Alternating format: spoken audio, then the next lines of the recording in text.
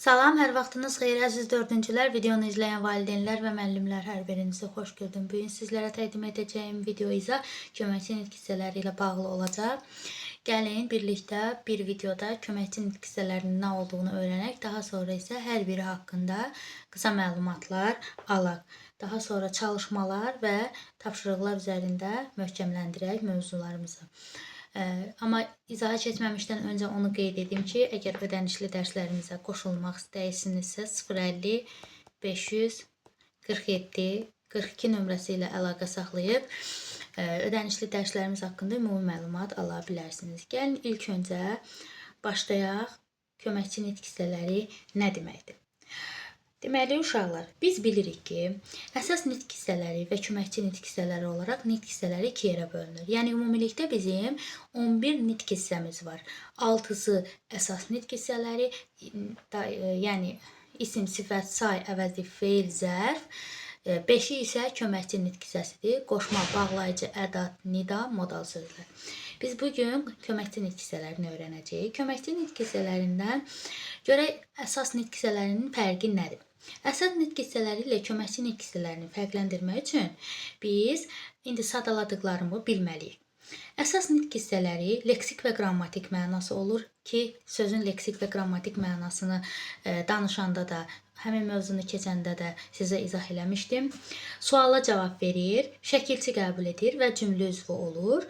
Köməkçi nitq hissələri isə leksik mənası olmur, yalnız qrammatik mənası olur, suala cavab vermir, şəkilçi qəbul etmir və cümlə üzvü ola bilmir. Gəlin öyrənək ilk öncə qoşmanı. Köməkçi nitq hissələrinin sayı 5-dir. Bunu dedim. Qoşma, bağlayıcı, bunları saydım.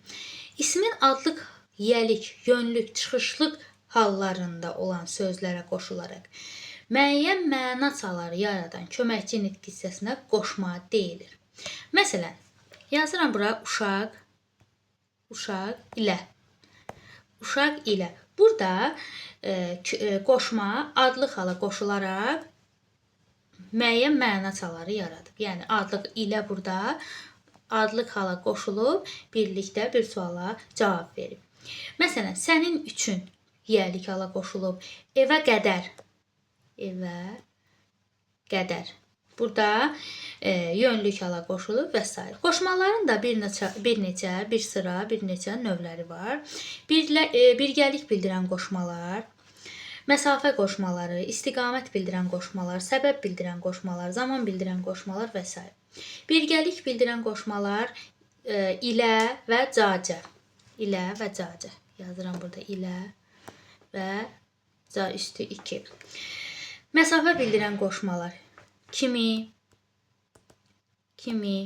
qədər, dək və can, yəni üstü, evə can, evə dək, bu formada. İstiqamət bildirən qoşmalar sarı, evə sarı, tərəf, doğru, qarşı, üzr istəyirəm, qarşı, bu formada. Səbəb bildirən qoşmalar yiyəlik, yönlük, çıxışlıq halla işlənir. Üçün, görə, ötürü, üstündə, uğrunda, naminə və s.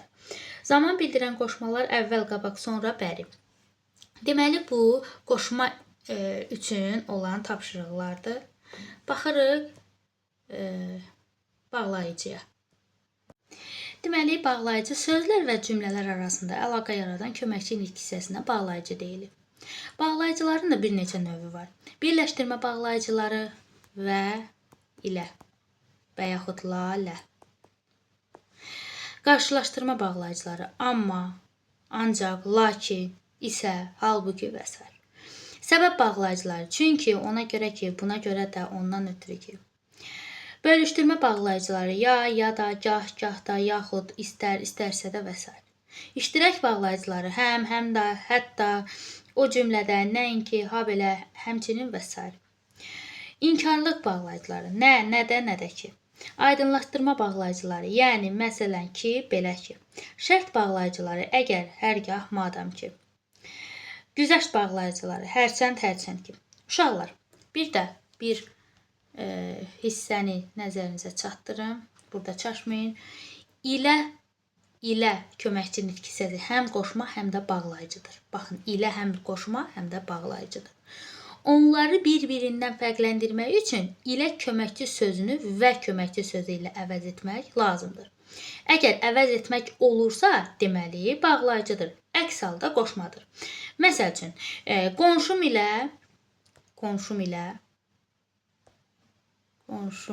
ilə nədir? Qoşmadır.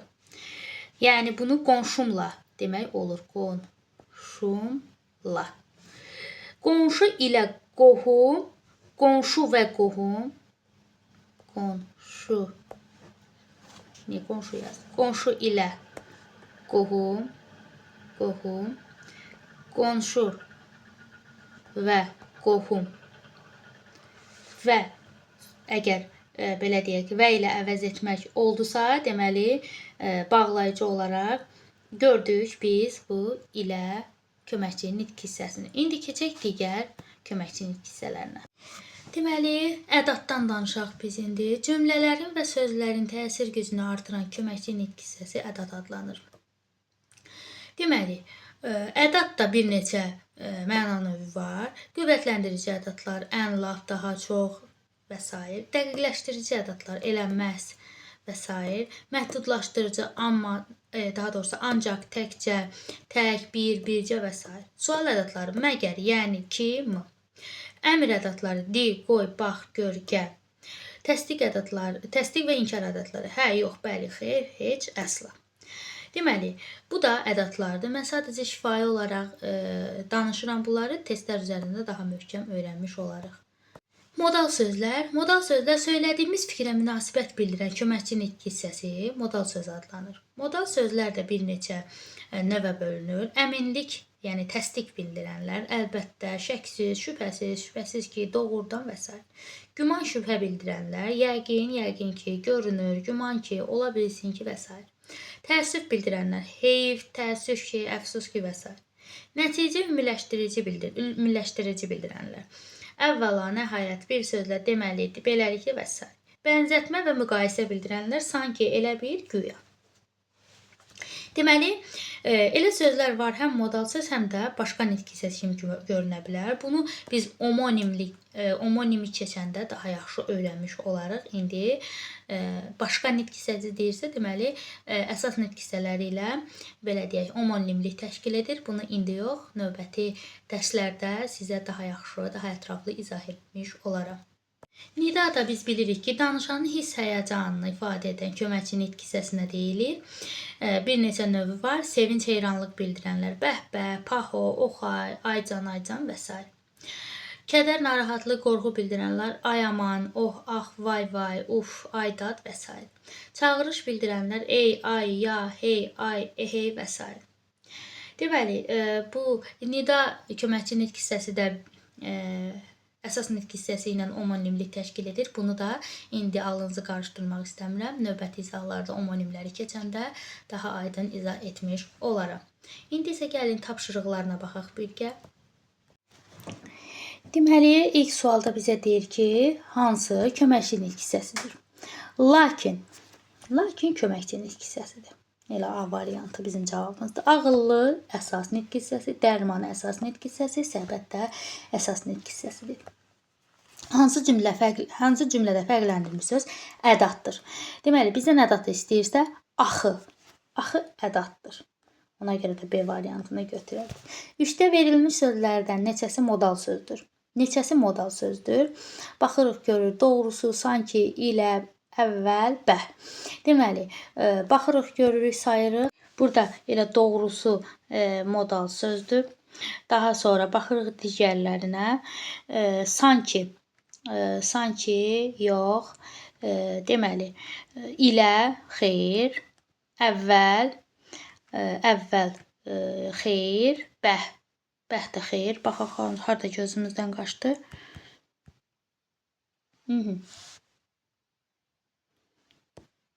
Sanki gözümüzdən qaçıb burada. Sanki, bəli, bənzətmə və müqayisə bildirəndir. Deməli, doğrusu və sanki 2 dənə modal sözümüz var. 4-də deyir ki, qız anasından ötürü çox darıxmışdı. Cümləsində qoşmanın hansı məna növü ilə növü işlənmişdir? Baxırıq, qız anasından ötürü çox darıxmışdır. Deməli, burada olacaq səbəb. Çox darıxmışdı. Şeirin neçənci misrasında köməkçi söz yoxdur? Baxırıq, özür istəyirəm.